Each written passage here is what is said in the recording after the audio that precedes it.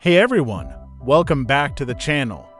Today, we re-diving into one of the lesser-known but incredibly fascinating conflicts in European history, the Polish-Soviet War, fought between 1919 and 1921. It's a war that reshaped Eastern Europe, had massive geopolitical implications, and is often overshadowed by the bigger world wars. So grab a seat because we're going to break down this epic struggle over control of Eastern Europe. So, to understand this war, we need to go back a bit. World War I had just ended.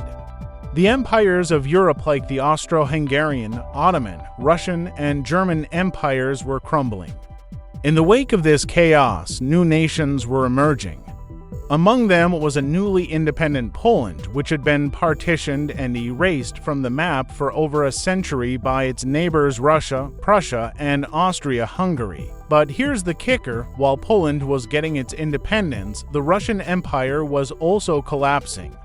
The Bolshevik Revolution had taken place in 1917, and the Soviet Union was emerging from the ashes of the old Tsarist regime. Now, both Poland and Soviet Russia were eyeing the same pieces of land in Eastern Europe. This sets the stage for one of the most intense and unpredictable wars in the region's history. In 1919, Poland, under the leadership of Józef Pilsudski, an experienced military leader who had been pushing for Polish independence for decades, was looking to secure its borders and expand its territory.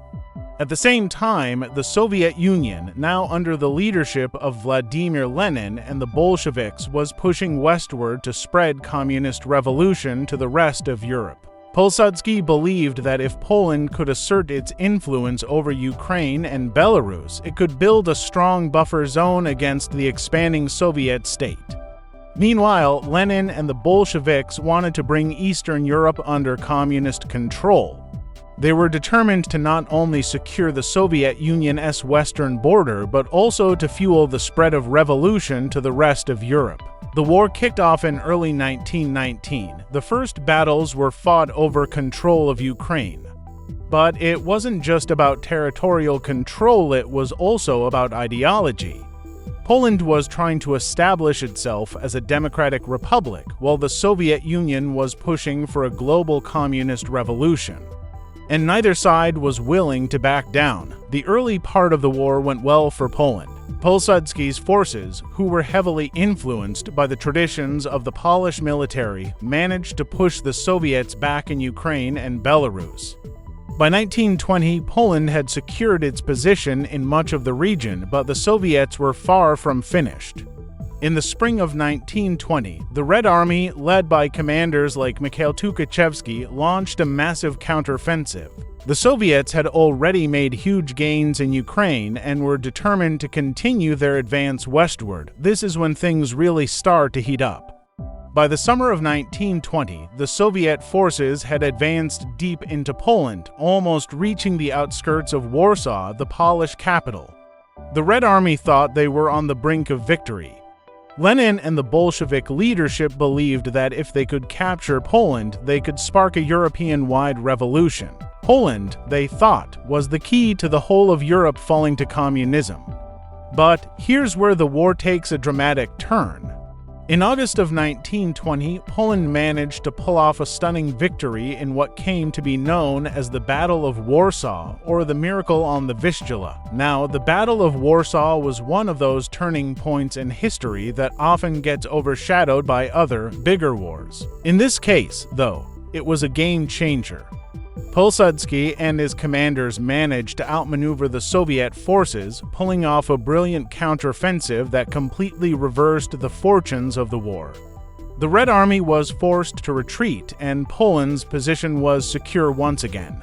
This victory not only saved Poland from Soviet occupation, but also ended the Bolshevik dream of spreading revolution to Western Europe.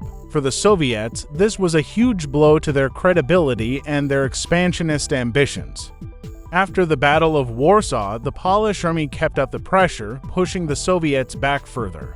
By the time the fighting officially ended in 1921, Poland had regained control of most of the territories it had wanted, particularly Ukraine and Belarus. The war concluded with the Treaty of Riga in March 1921. The treaty established the borders between Poland and Soviet Russia and Belarus, with Poland securing significant territorial gains. The Soviets, meanwhile, had to accept defeat and focus on consolidating power within the Soviet Union. Now, let's take a step back for a moment. Why was this war so important? What did it mean for the world?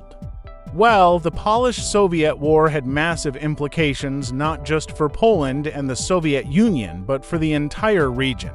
For Poland, the war meant survival. It secured their place on the map and allowed them to establish a stable, independent republic after over a century of foreign domination. It also meant that Poland would remain an important player in European geopolitics for the next decades. For the Soviet Union, the war was a bitter defeat. But there's also an interesting, long-term consequence of this conflict. The Polish-Soviet War would set the stage for the complicated relationship between Poland and the Soviet Union throughout the 20th century. Though Poland's independence was secured in the 1920s, tensions between the two nations would continue to simmer, eventually boiling over in World War II.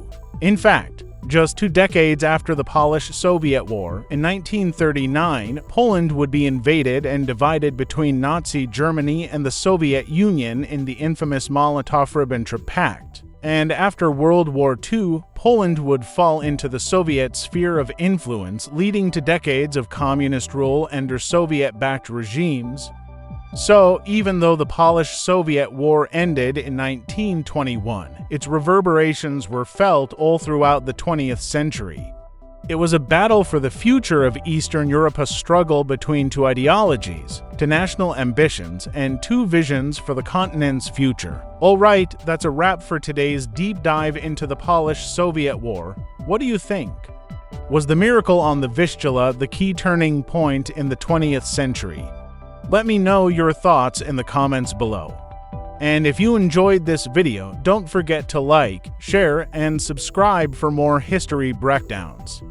Thanks for watching, and I'll see you in the next video.